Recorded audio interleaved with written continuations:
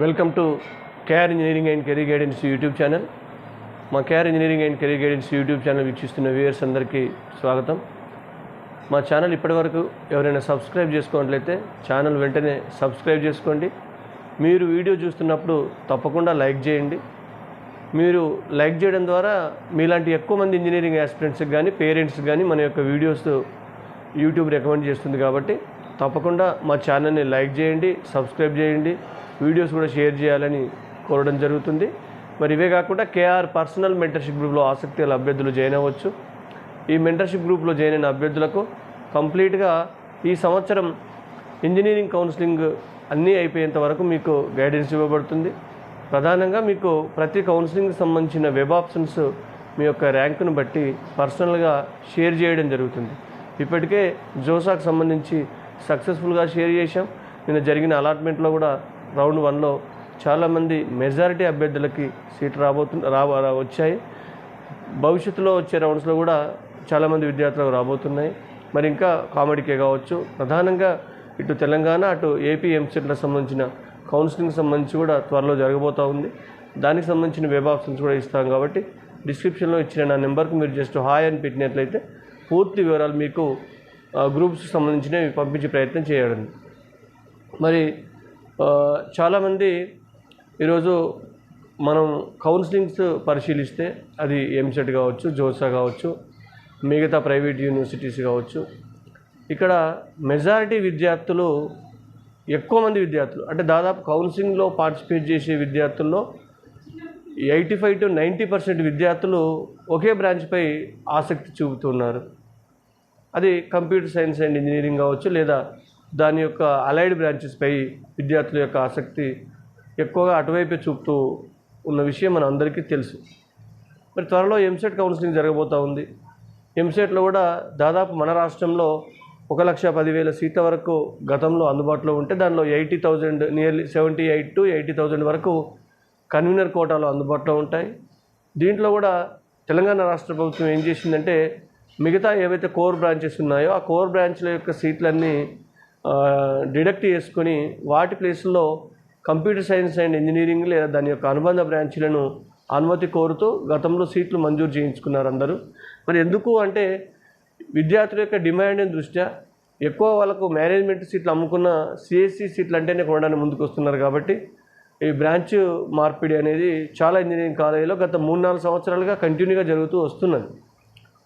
మరి నూతన ప్రభుత్వం ఏర్పడ్డ తర్వాత గౌరవ ముఖ్యమంత్రి గారు కోర్ బ్రాంచ్లను కూడా చిన్న చూపు చూడొద్దని చెప్పేసి కోర్ బ్రాంచ్ల్లో కూడా ఏదైతే సిఎస్సి కాకుండా మిగతా బ్రాంచ్లు ఉన్నాయో వాటిని కూడా సీట్లు తగ్గించొద్దని, ఇక ముందు బ్రాంచ్ మార్పిడిలకు అనుమతించకూడదని చెప్పేసి ఉన్నత అధికారులకు ఆదేశాలు జారీ చేశారు. మరి నిజంగా సిఎస్సి బ్రాంచ్కు మాత్రమే అవకాశాలు ఉన్నాయా? మరి చాలామంది కూడా సాఫ్ట్వేర్ రంగం మరి భవిష్యత్తులో ఎట్లా ఉండబోతుంది? మరి ఇప్పుడు ఒకప్పుడు ఉన్న అవకాశాలు ప్రస్తుతం ఉన్న సాఫ్ట్వేర్ రంగంలో ఏఐ ఎఫెక్ట్ కావచ్చు, మిగతా వివిధ కారణాల రీత్యా అవకాశాలు లేవని కాదు, కానీ అంత రేంజ్లో అవకాశాలు మాత్రం ఉండకపోవచ్చు. కానీ రేపటి భవిష్యత్తులో ఇప్పుడు చాలామంది మనకు దాదాపు 80,000 సీట్ల వరకు ఉంటే 58 నుంచి 60,000 వరకు సీట్లు కేవలం computer science and allied branches సీట్లు మాత్రమే ఎంసెట్లో అందుబాటులో ఉన్నాయి.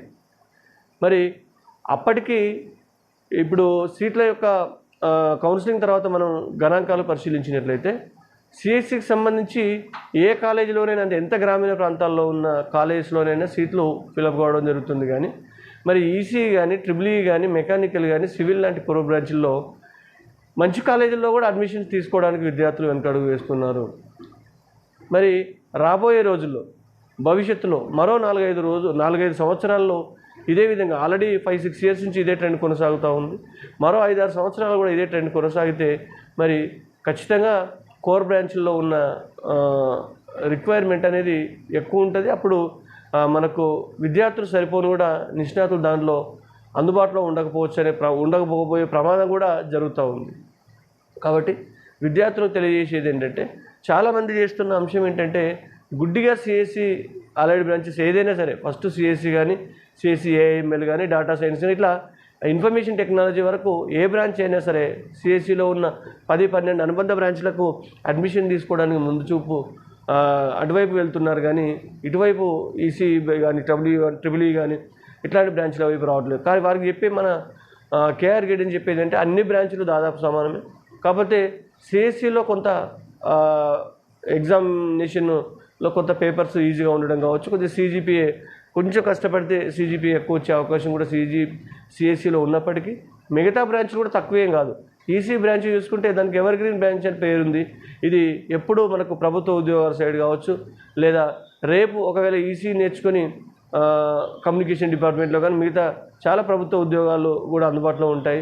అవే కాకుండా మళ్ళీ మీరు సాఫ్ట్వేర్ వైపే రావాలనుకుంటే కోడింగ్ కానీ మిగతా అప్డేటెడ్ కోర్సులు నేర్చుకొని కంప్యూటర్ సైన్స్ అంటే మళ్ళీ సాఫ్ట్వేర్ వైపు కూడా రావచ్చు.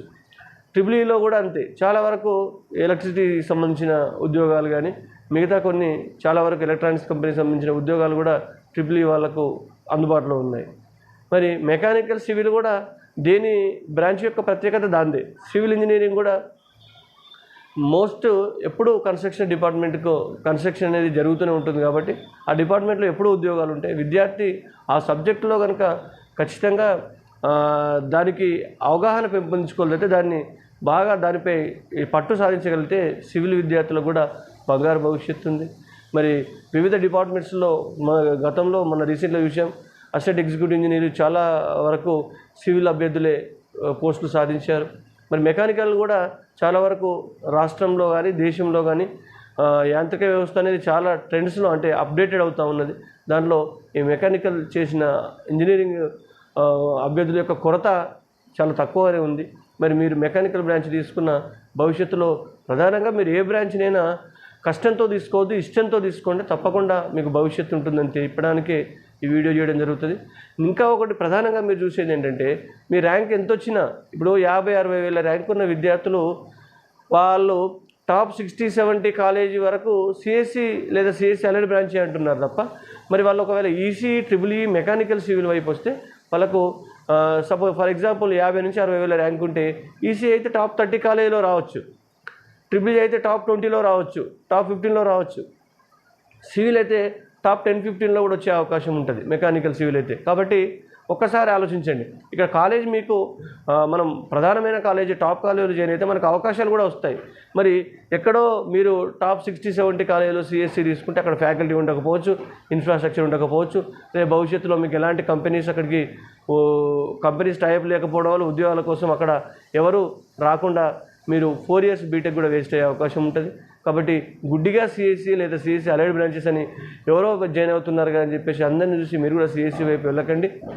అంటే మీకు మంచి కాలేజీలో టాప్ ర్యాంక్తో ఉండేవాళ్ళు సిఎస్సి వస్తే మీరు ఇంట్రెస్ట్ ఉంటే జాయిన్ అవ్వండి. కానీ మరీ కొంత ఎక్కువ ర్యాంక్ వచ్చిన వాళ్ళు లోయర్ కాలేజీలో సిఎస్సికి వెళ్ళడం కన్నా టాప్ కాలేజెస్లో ఈ కోర్ బ్రాంచ్లకు వెళ్ళడం చాలా ఉత్తమమైన విషయాన్ని విద్యార్థులు తెలియజేస్తూ ఆ దిశగా మీ యొక్క వెబ్ ఆప్షన్స్ పెట్టుకోవాలని విద్యార్థులను కోరుతూ ముగిస్తున్నాను. Thank you.